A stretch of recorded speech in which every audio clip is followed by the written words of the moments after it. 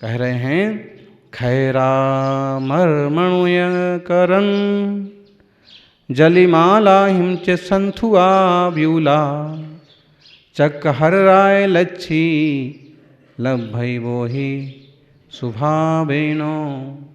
सुभावों के बल पर, निर्मल परिणामों के बल पर यह जीव संसार की संपदाएं भी पाता है और बोधि भी पाता है। सुभाव मतलब अच्छे भाव, मंद कसारूप विशुद्ध भाव मान लो। अब सुभाव के अपन दो अर्थ करो। उपयोग चेतना का लक्षण है, उपयोग हमारी संपत्ति है, उपयोग से ही चैतन्य धातु से ही हमारा निर्माण हुआ है। बोलो आपका निर्माण कैसे हुआ है पंडित जी? कैसे निर्माण हुआ है बोलो महाराज, गांधी जी? अगर देह की बात करो तो कैसे निर्माण हुआ है बोलो? माँ बाप के निमित्त से, नौकर पुद्गल बरगणाओं से, औदारिक शरीर हैं, इस तरह से। लेकिन आत्मा की बात करें तो आत्मा का निर्माण कैसे हुआ है? यूं इसका कोई निर्माण नहीं हुआ है, लेकिन यह खुद चैतन्यमय है, इसलिए कह देंगे कि आत्मा का निर्माण चेतना से हुआ है, चैतन्य घन है। अभी चेतना जो है उपयोगमय है, भावमय है। तो ये भाव कैसे हैं? दो प्रकार के, सुभाव, कुभाव, शुद्ध भाव, अशुद्ध भाव। आपके कैसे भाव हैं? शुद्ध हैं आपके, तो नाम ही शुद्ध है। और पड़ोसी के अशुद्ध, उनकी वो जाने। हमने सबका ठेका थोड़ी ले रखा है। अगर अपन इस पर भी थोड़ा सा अमल करें ना कि हमने थोड़ी सबका ठेका ले रखा है। अब जब हम ऐसा सोचेंगे ना तो इससे एक चीज़ तो ये भी हो सकती है कि हम उलझेंगे नहीं। क्यों नहीं उलझेंगे? क्योंकि हमने सबका ठेका नहीं ले रखा। कोई अगर गलत कर रहा है, कोई अगर गाली दे रहा है, कोई यदि उधम कर रहा है, तो हम कहेंगे कि हमने ठेका थोड़ी रखा इनको समझाने का। अब कहेंगे वो हमको ही गाली दे रहा है तो देने दो, मुंह उसका, पुद्गल बरगणाएं उसकी,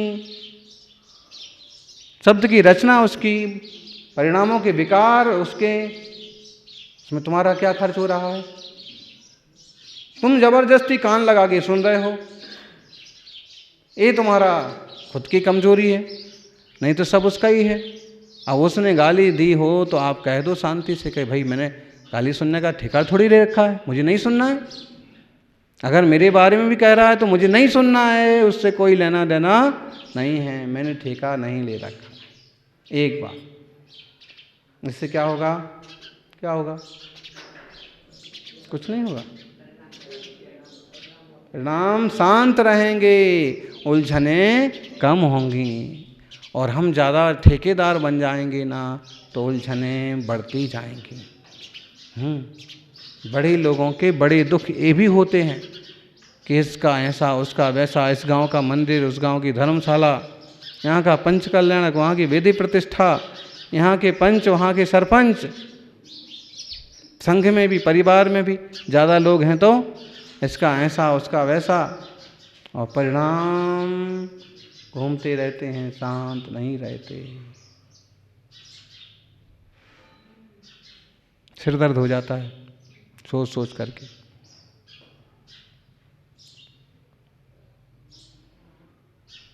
इतनी निश्चिंतता आए कैसे लेकिन कि मुझे कोई लेना देना नहीं?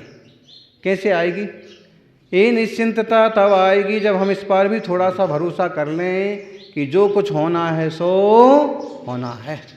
मेरा तो पुरुषार्थ यही है कि सही मार्ग पर चलता रहूं, शांति के रास्ते चलता रहूं, फिर जो हो सो हो।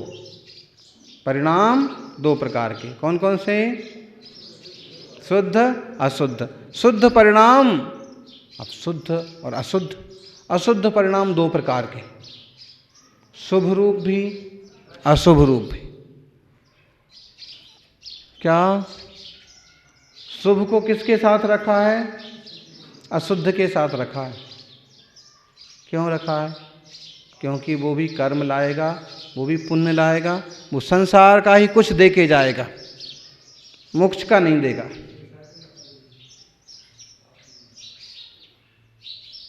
अशुद्ध भाव, शुभ को भी अशुद्ध के अंतर्गत रखा, और दूसरा तो अशुद्ध में अशुभ तो है ही, अशुभ तो नुकसानदायक है ही। अशुभ से बचो, बोले शुभ में लगो, और शुद्ध को पाने का पुरुषार्थ करो। तो इससे क्या होगा? ये जो शुभ परिणाम है, इसके बल पर मुनिराज चक्रवर्ती, अर्ध चक्रवर्ती जैसी संपदाएं पा लेते हैं। फिर भी जब तक सम्यक दर्शन, ज्ञान, चारित्र रूप रत्नत्रय की निर्मलता, एकता, शुद्धि नहीं है, तब तक मोक्ष प्राप्त नहीं होता। ऐसे कह रहे हैं कि संसार के सुख तो जीव बार बार पा लेता है, लेकिन बोधि की प्राप्ति बहुत कठिन साध्य होती है, मुश्किल से होती है। भावम तिवे पयारम सुहासुहम शुद्धमेव नायव्वम असुहम च अट्टरौद्धम शोधम जिनभरिंदेहं। भाव तीन प्रकार के, शुभ, अशुभ, शुद्ध। अशुभ जो हैं वो आर्त रौद्र रूप हैं। कैसे परिणाम हैं? आर्त रौद्र हैं। अपन ऐसी कोई कहानी देखें जिसमें एक ही व्यक्ति के तीन प्रकार के भाव हो रहे हैं। वो प्रसिद्ध कहानी है, कौन सी?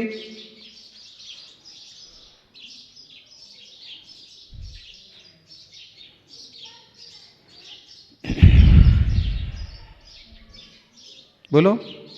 तीन प्रकार के परिणाम हो जाते हैं। प्रभु के चरणों में शरणक पूछते हैं कि भगवान उनके भाव कैसे हैं, अब कैसे हैं, अब कैसे हैं।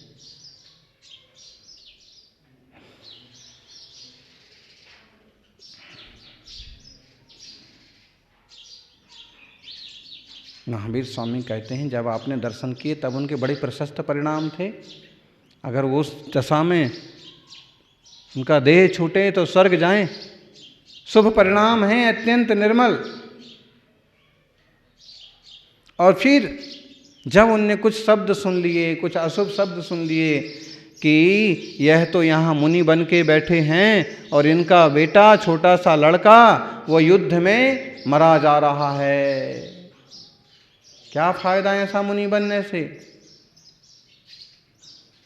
तो परिणाम ऐसे हो गए कि युद्ध के मैदान में पहुंच गए, आर्त रौद्र ध्यान के भाव हो गए, और फिर युद्ध चल रहा है ध्यान में,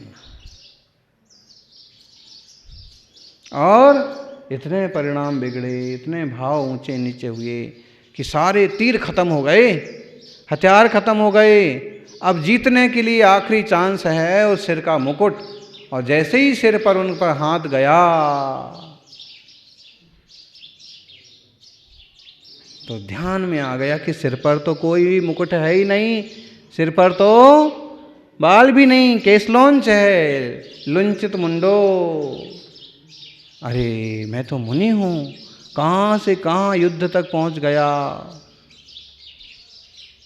और इतना ही ध्यान आते ही, इतना होश आते ही वो सावधान हो गए, श्रेणी आरोहण कर दिए, और जब तक राजा श्रेणिक वापस आए तब तक तो उन्हें निर्वाण की प्राप्ति हो गई। आत्मार्थी सज्जनों, तीन प्रकार के भाव हैं। अशुभ भाव तो सबके चल रहे हैं, अपनी सुरक्षा के लिए, अपने स्वास्थ्य को लेकर के सब प्रकार का प्रबंध कर रहे हैं। और शुभ भाव देवशास्त्र गुरु के संबंधित परिणाम शुभ भाव हैं। और शुद्ध भाव, शुद्ध भाव कैसे हैं?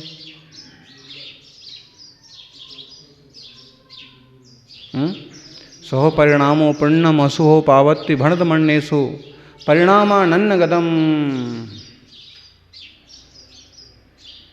दुख क्षय कारणम समय। जो शुभ परिणाम हैं वो शुभ से संबंधित हैं, निर्मल भाव रूप हैं, और जो अशुभ हैं सो परिणाम से पुण्य होता है, अशुभ से पाप होता है, शुद्ध से मोक्ष होता है, कर्मों का क्षय होता है।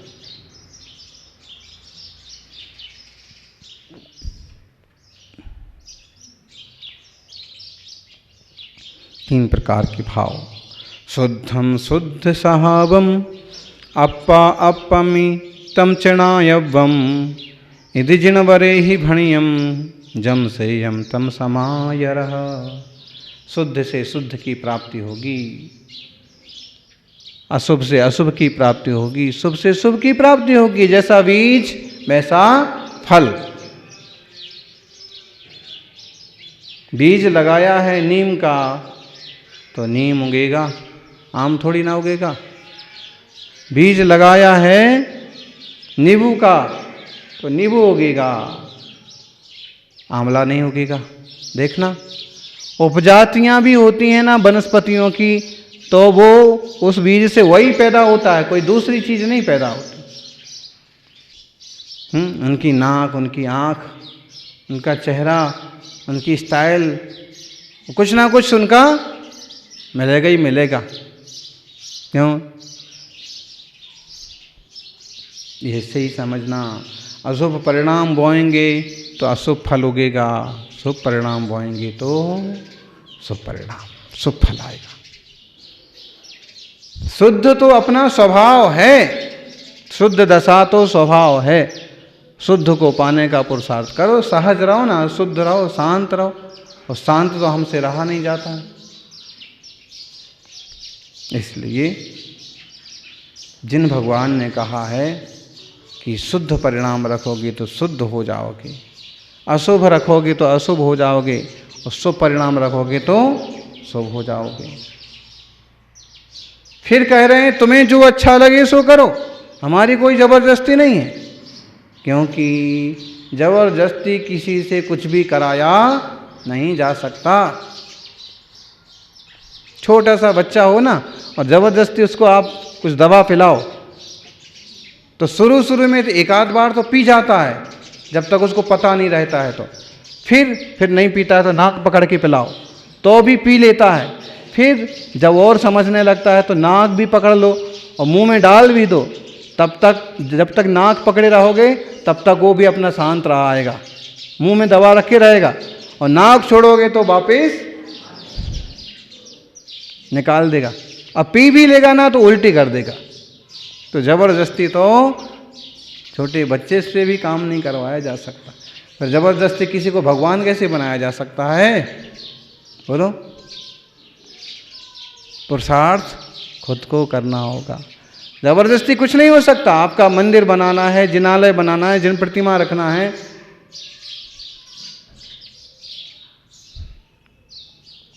भावना होना चाहिए। और ये भावनाएं फलदायी होती हैं। सुफल सुभावनाओं से मिलता है और कुफल कुभावनाओं से मिलता है।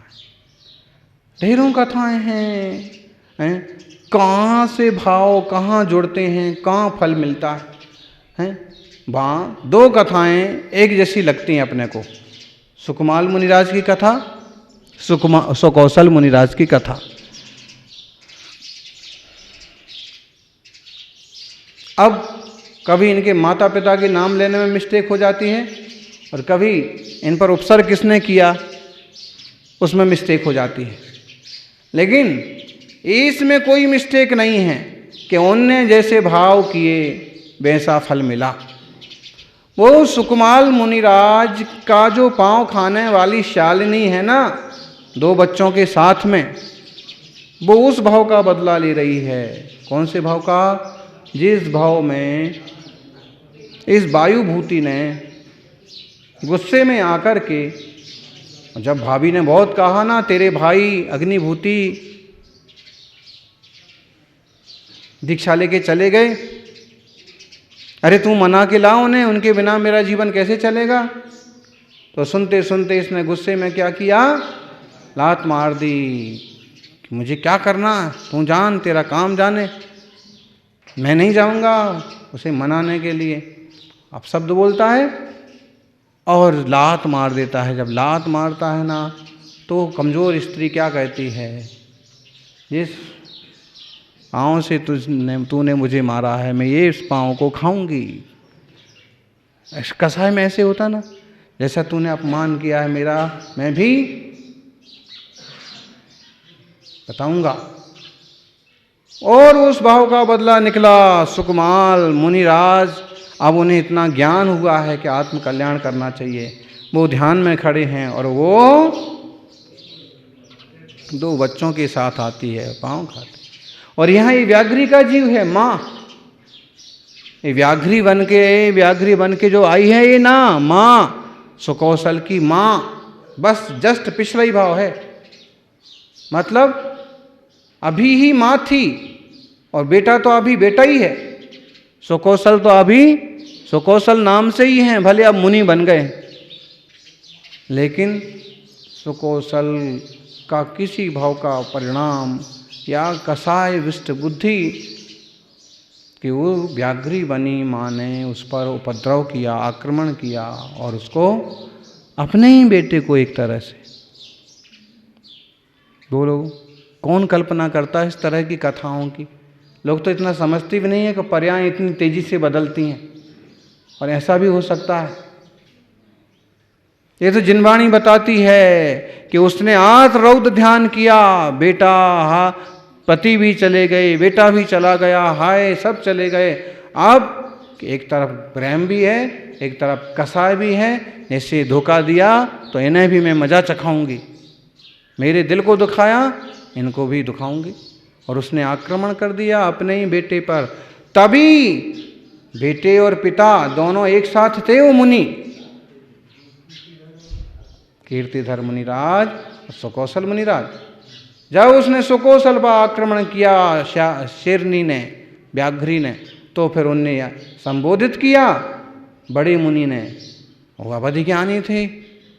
उनने कहा कि तेरा ही बेटा जिसके कारण से तू विरक्त हुई, जिसके कारण से तू मरी, आर्त रौद्र ध्यान किया, जिसके लिए इतना तड़पती थी, और तूने उसी को मार के खत्म कर दिया, खा लिया।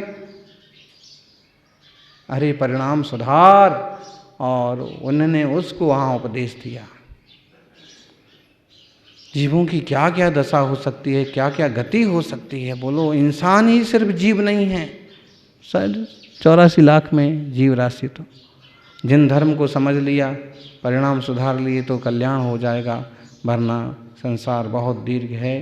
ज्ञानी परिणाम शुद्धि पर ध्यान दें। जय बोलिए 24 तीर्थंकर भगवान की।